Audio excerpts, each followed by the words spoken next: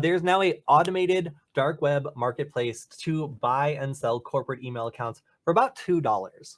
Now, what's interesting about this is, for one, the fact that it's automated. So you're not just like getting like a zip file from some guy. You are in fact just signing up for the service and being able to pay for access to a variety of different services. The majority of them are Office 360 accounts. So there's a lot of different things that are being sold here. It is something that's also interesting because of the way that it's broken down. So we have Office 365 accounts 48%, Rackspace 0.32%, Ionos, GoDaddy, and cPanel. These are all email accounts that can be used to verify services, set up things, like get into a further corporate environment. There's tons and tons of different uses here. If you need to prove you're part of an organization, if you need a .edu account, if you need like all these things that let you do one thing or the other, this is the place you could probably go to do it. What's interesting here is how they have been divided up, because a lot of these are things that are phished, hacked, or cracked. And that can obviously be remediated by adding like hardware security keys or two-factor to a lot of these accounts that have been end up breached and then put on this site for sale.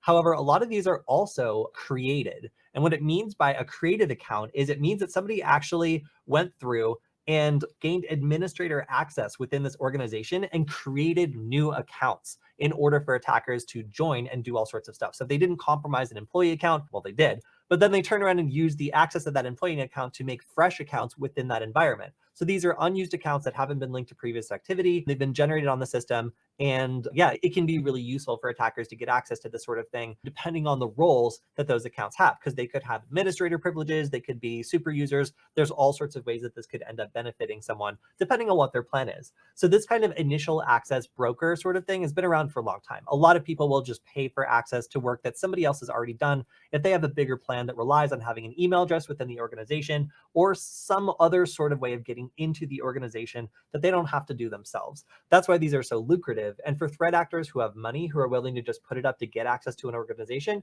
it just goes to show how many people are getting their account credentials phished, stolen, hacked, and put up for sale here, and how easy it is for someone to get into them if they don't have 2FA set up.